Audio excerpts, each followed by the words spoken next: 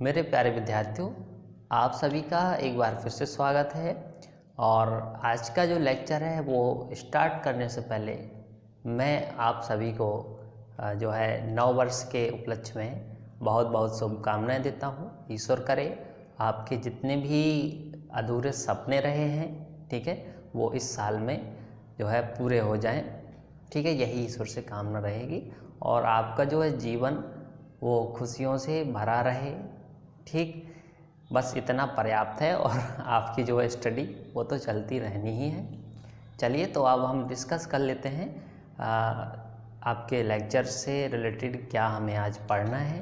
तो आपका जो लेक्चर है ये फर्स्ट सेमेस्टर के लिए है और इसमें हम डिस्कस करेंगे बाइनोमियल थ्योरम से रिलेटेड आगे के टॉपिक, ठीक है स्टूडेंट्स। तो पहले जो आपने लेक्चर में देखा होगा तो उसमें हमने बाइनोमियल की जो बेसिक्स थ्योरम थी, स्टेटमेंट थी, ठीक है, यानी कि बाइनोमियल थ्योरम का क्या स्टेटमेंट था उस पर हमने डिस्कशन किया था। आगे हम उसी के बढ़ते हैं, ठीक है। और बाइनोमियल में क्या क्या चीज़ें आपको और डिस्कस करनी पड़ सकती हैं वो हम थोड़ा सा डिस्कस कर लेते हैं, ठीक। तो देखिएगा, बाइनोमियल जो थ्योरम है वो आपने इस तरह से पढ़ी है, x + a⁴n। यदि आप इसका एक्सप्रेशन करते हैं देन आप लिखते हैं, जनरल टर्म्स लिखते हैं, मतलब समेशन फॉर्म में r = 0 to n लेते हैं और NCR x⁴n - r a⁴r। तो ये जो है मतलब एक ऐसा टर्म्स लिख लिया आपने इसको, ताकि जब आप इसका समेशन तोड़ेंगे तो आपको पूरी सीरीज मिल जाएगी, ठीक है। r = आप 0 पुटअप करेंगे तो आपको जो है सीरीज का फर्स्ट टर्म मिल जाएगा। इसके बाद आगे आप जो है r = 1 रखेंगे तो इस तरीके से आपको इसके प्रत्येक टर्म्स मिल जाते हैं, ठीक है। और इसमें ये जो इतना टर्म्स होता है मैंने आपको बताया था, ये वाला टर्म्स, इसको आप जनरल टर्म्स बोल सकते हैं, ठीक है, जनरल टर्म्स ऑफ दिस। तो आप इसको नोट करते हैं TR+1 से और ये लिखते हैं आप NCR x⁴n - r, यहाँ थोड़ा मिस्टेक, यहाँ r होगा, ठीक, a⁴r। तो ये जो जनरल टर्म है इसका बहुत इम्पोर्टेंस है पूरे चैप्टर में, ठीक। अब देखिए, जब हम इसका जो है एक्सपेंशन तोड़ देते हैं, इसका समेशन तोड़ देते हैं, देन आप जानते हैं कि x + a आपको कितना मिलेगा, x + a⁴n। जब आप 0 रखेंगे तो NC0 और NC0 की वैल्यू आप जो है 1 लिखते हैं, x⁴n - r, तो r की वैल्यू भी आप यहाँ जो है 0 रखेंगे तो x⁴n बचेगा और a⁴0 करेंगे तो 1 हो जाएगा। दैट मीन्स x पावर आपको केवल n मिलेगा, तो ये फर्स्ट टर्म मिलेगा, दैट इज क्लियर।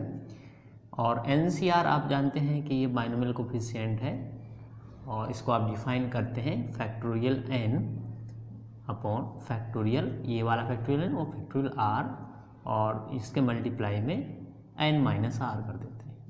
इस तरह से हम ये कम्बिनेशन है, ठीक है, कम्बिनेशन की वैल्यू कैसे निकालते हैं तो वो इस फॉर्मूले से आप निकाल लेते हैं। तो फर्स्ट टर्म आपका ये आया, इसके बाद आप समेशन तोड़ें, प्लस हमने लगाया, जब r = फिर आप 1 रखेंगे तो NC1 मिलेगा आपको और x⁴n - 1 a⁴1, यानी कि a ही रहेगा आपके पास, ठीक।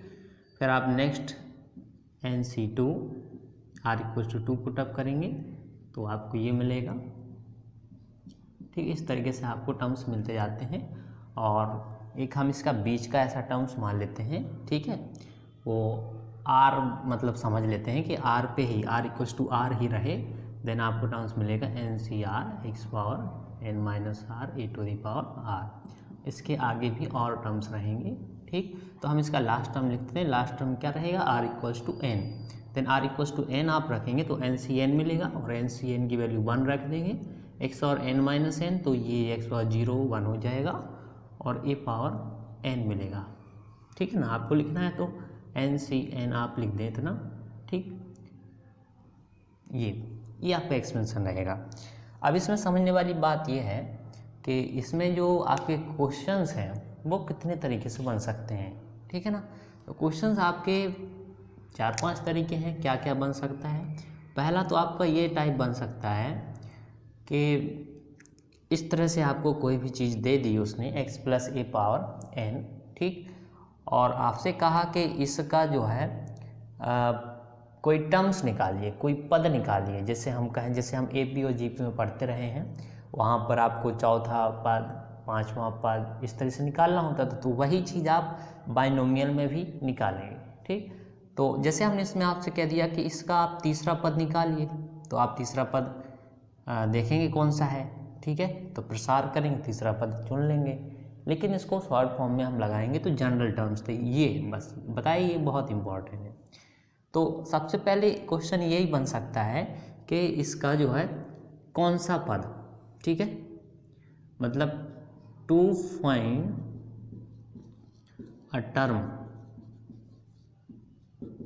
इन द एक्सपेंशन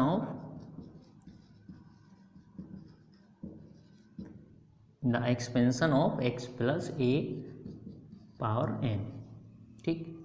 तो ये इसमें से कोई पद आपसे पूछ सकता है, ठीक। दूसरा क्वेश्चन ये बन सकता है, अच्छा पहला तो देखिए एक ये भी टाइप है कि इसका इस तरह से दे दिया और कहा कि इसका प्रसार करिए, तो प्रसार करना है तो आपको सीधे इसमें वैल्यू रखनी है ना, मतलब एक्सपेंशन भी आपसे पूछ सकता है, एक्सपेंशन ऑफ x प्लस ए, ठीक है, मतलब इसी की पहले की चीज़ कि सीधे सीधे आपसे प्रसार पूछ सकता है, और प्रसार करने के बाद आपसे पूछ सकता है कि इसमें आप छठवां पद बताएं, 10वां पद बताएं, इस तरीके से पूछ सकता है क्वेश्चन। तीसरा टाइप ये बनेगा, इसी में बात करना केवल x plus A power n में, ठीक।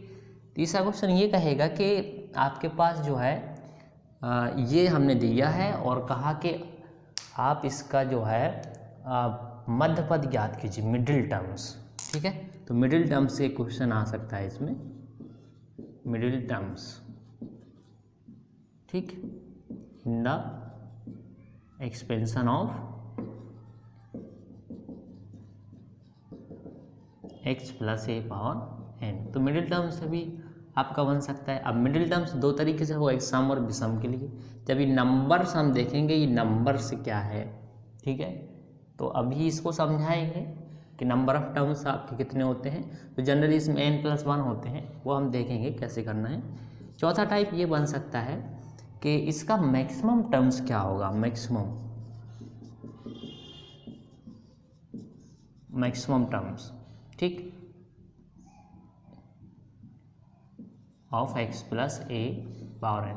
तो अधिकतम पद इसका क्या हो सकता है, एक तो ये क्वेश्चन इस पे बन सकता है, ठीक है। और पांचवा ये है मैक्सिमम टर्म्स, मिडिल टर्म्स और एक्सपेंशन या कोई टर्म्स हो सकता है। इसमें जो है किसी का जो है बाइनोमियल कोफिशिएंट पूछ सकता है, या ऐसे कहें कि x पावर n का कोफिशिएंट पूछ सकता है, coefficient of x power n। जैसे हम कहें इसी में, जैसे ये हमने प्रसार दिया, आपसे कहा कि x पावर n-1 का कोफिशिएंट कितना है, तो इसका कोफिशिएंट में क्या रहेगा, a रहेगा और NC1 रहेगा, ठीक है ना। तो इस तरीके से आपसे क्वेश्चन पूछेगा। और यहाँ दो तरीके से चीज़ें पूछी जाती हैं, एक तो इंडिपेंडेंट टर्म्स ऑफ x का इंडिपेंडेंट कोफिशिएंट क्या है, ठीक है, और x पावर n का कोफिशिएंट क्या है।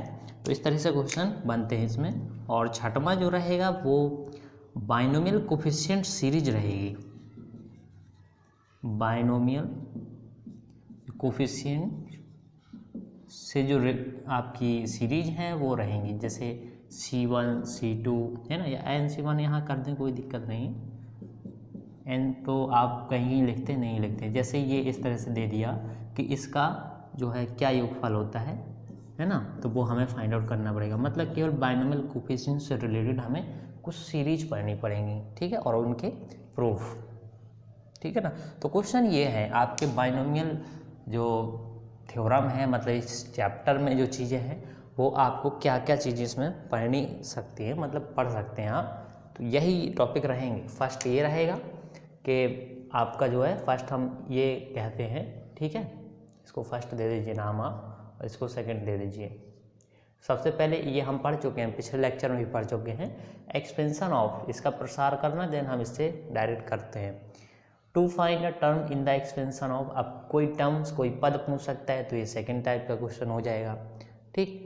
थर्ड टाइप में ये रहेगा कि किसका कोई मिडिल टर्म्स पूछ सकता है कि मध्य पद बताइए आप, ठीक। फोर्थ टाइप में ये रहेगा कोई मैक्सिमम, मतलब इसका मैक्सिमम टर्म्स क्या हो सकता है x plus A power N का, वो चीज़ें पूछी जाएंगी।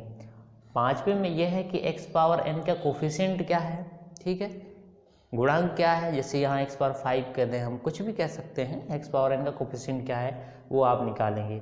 और छठवां जो है वो सब बाइनोमियल कोफिशिएंट से रिलेटेड सीरीज। तो इतने तरह के मतलब 6 प्रकार के आपके जो है क्वेश्चंस इस चैप्टर में बनेंगे, ठीक है ना। तो एक एक टाइप हम जो है समझ लेंगे। तो देखिए पहला तो एक्सपेंशन का मैंने आपको बताया था, लेकिन फिर भी मैं आज आपको एक एक क्वेश्चन बताया जा रहा हूँ, ठीक है, मतलब हर टॉपिक से एक एक क्वेश्चन।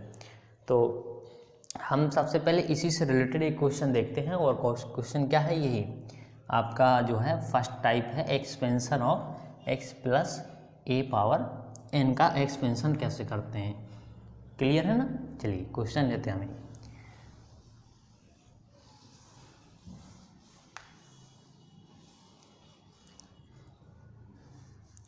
देखिए चैप्टर का ये है कि आपको पता होना चाहिए क्या क्या चीज़ें आप इसमें डिस्कस कर सकते हैं, ठीक है। तो वो मैंने आपको बताया, बस इतनी ही चीज़ें आपको इसमें पढ़नी है, इससे ज़्यादा कुछ नहीं होता है बाइनोमियल में, ठीक। चलिए हमें जैसे कहा गया कि प्रसार करिए, हम एक क्वेश्चन ले लेते हैं ऐसे जनरली। क्वेश्चन ये ले लिया x - 1/x पावर और 4 ले लिया हमने, या चलिए इतना पर्याप्त है, ज़्यादा पावर नहीं लेंगे वरना समय लगेगा, ठीक है। तो हमने ये ले लिया। अब देखिए इसका हम जो है इसमें देखेंगे, ठीक है, इस हमें प्रसार करना है तो समेशन वाला फॉर्मूला आप ये अप्लाई करेंगे।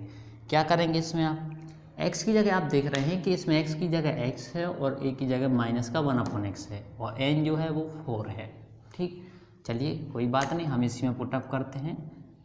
तो राइट हैंड साइड में भी वही करिए आप, r = 0 to n कितना है यहाँ 4, ठीक।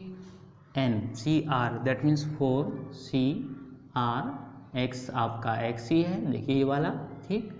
और इसकी पावर है n 4 है -r, a जो है वो आपका -1/x, देखिए हम इससे पढ़ रहे हैं, ठीक है, माइनस वाला यूज नहीं करना है हमें, क्लियर है ना।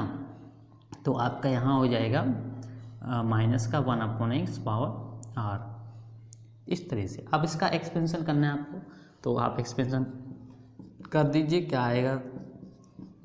सबसे पहले आप r = 0 पुटअप करेंगे तो आपको कुछ वैल्यू मिलेगी 4c0 x power 4 - 0 and -1/x power 0 plus अगला टर्म्स मिलेगा r = 1 पे 4c1 x पावर 4 - 1 -1/x, ठीक है। तो इस तरह से आपको टर्म्स मिलेंगे और 4 तक जाएंगे r की वैल्यू लेके हम, 4c2 x power 4 - 2 -1/x power 2 plus 4c3 x power 4 - 3 and -1/x power 3 4c4 and x power 4 - 4 -1/x power 4। इससे आगे नहीं जाएगा, ये 4c4 इसकी वैल्यू 1 होती है, ठीक है। हाँ समीशन लिया भी है हमने 0 to हमें 4 तक जाना है।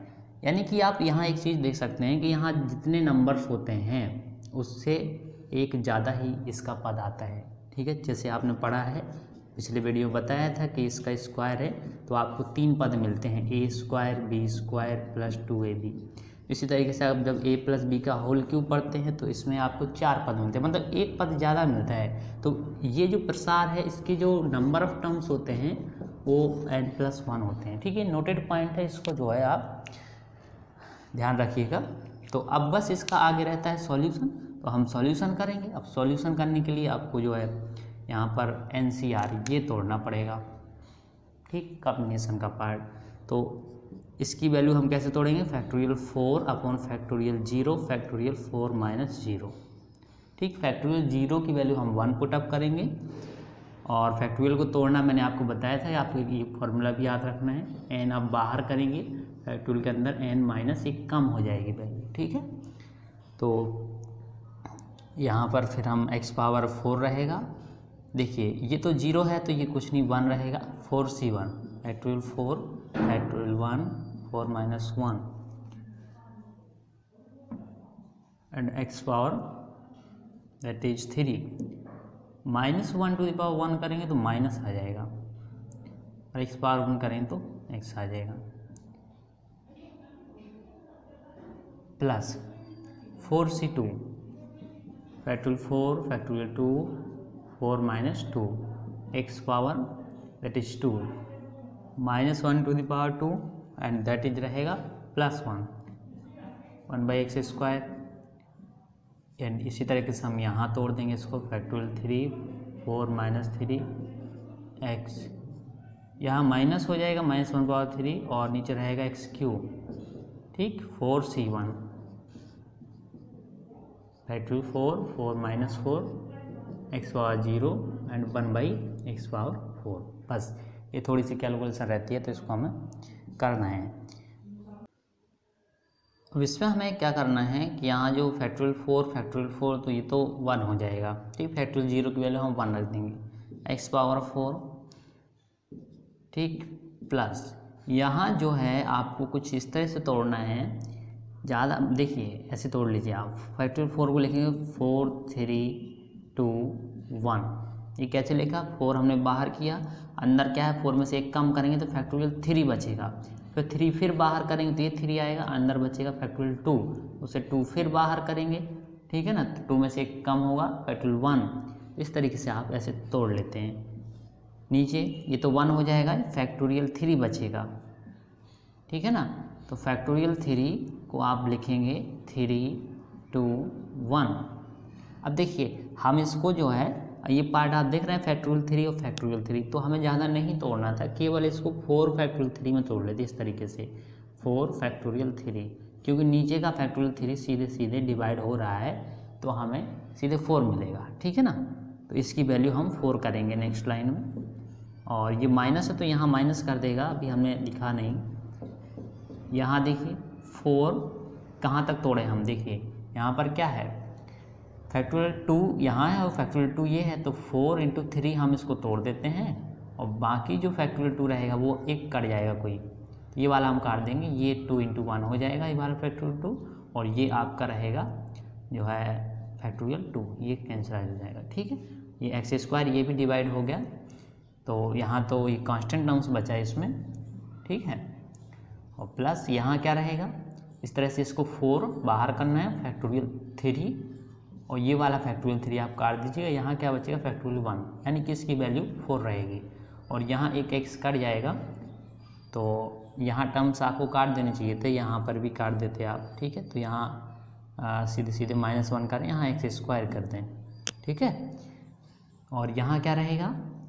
1/x3, तो एक x आपने काट दिया, x² बचेगा यहाँ, ठीक, यहाँ देखिए फैक्टोरियल 4 ये कैंसिल है, यहाँ 0 तो 1 रहेगी टोटल वैल्यू, और यहाँ पर ये तो 1 है, x पावर 4 है, तो इस तरह से आप प्रसार कर लेंगे, बस माइनस यहाँ कर दीजिए और जितना भी है तो x पावर 4 हो जाएगा, ये 4x² वो भी माइनस का है तो आप यहाँ माइनस कर दीजिएगा, प्लस यहाँ रहेगा, इसको कर दें तो 6 आ जाएगा यहाँ पर कैलकुलेशन, और यहाँ जो रहेगा 4 वो माइनस का हो जाएगा upon x² + 1 upon x power 4, ठीक, तो इस तरीके से आपने जो है इसका एक्सपेंशन कर लिया, समझ रहे हैं बात को। तो ये एक्सपेंशन मैंने आपको जो है पिछले जो है लेक्चर में भी बताया था। अब हमें नया जो है कुछ सीखना है कि इसका हम आपसे कहते हैं, यही क्वेश्चन यही देंगे आपसे, ये कह रहे हैं कि इसका जो है आप निकालिए तीसरा पद आप निकालिए। देखिए इसके प्रसार का तीसरा पद हम कह दें कि तीसरा पद कौन सा होगा, तो आपको पता है कि 6 होगा। अब हम करेंगे कैसे वो हमें देखना है, तो आप ऐसे भी कर सकते हैं प्रसार करके, लेकिन इसमें बहुत टाइम लगेगा आपको, इसलिए हम क्या करते हैं जो है अलग तरीके से पढ़ेंगे, ठीक है ना। चलिए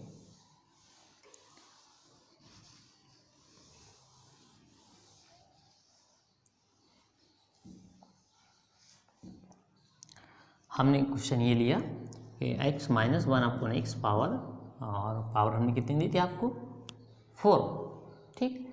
हमने इसका कहा कि इसका जो है आप टर्म्स निकालिए, कौन सा टर्म्स, ये दूसरा टाइप है क्वेश्चन का, find the third term in the expansion of this, इसके एक्सपेंशन का तीसरा टर्म्स निकालना है आपको। तो मैंने आपको बताया था कि जनरल टर्म्स आपका ये है, ठीक है ना। तो जनरल टर्म्स आप लिख लीजिए, ये आपके पास है TR+1 इक्वल्स टू, ठीक है, सपोज हमने ये लिख लिया, यही हमारे पास। अब आपको कौन सा टर्म निकालना है? Third term. So third term that means T3 निकालना है आपको। अब T3 निकालना है तो यहाँ R की वैल्यू आपको क्या पुटअप करनी पड़ेगी? जैसे 1 ऐड है तो R की वैल्यू आपको 2 यहाँ पर रखनी पड़ेगी, तो पूरे में आप 2 पुटअप करिए, ठीक है। तो यहाँ पर 2 + 1 तो ये आपको T3 मिल जाएगा। राइट हैंड साइड में क्या रहेगा? N की वैल्यू आप 4 पुटअप करेंगे, R आपको 2 रखना है, X आपका XC है, ठीक है, पावर 4 माइनस आपने 2 लिया है R, और A की वैल्यू है -1/X एंड R इज 2। बस आपको डायरेक्ट ये टर्म्स निकालना है, इसको सॉल्व कर लेना है, आपको D3 मिल जाएगा। Factorial 4 factorial 2 factorial 4 - 2 x⁻2 and -1/x²।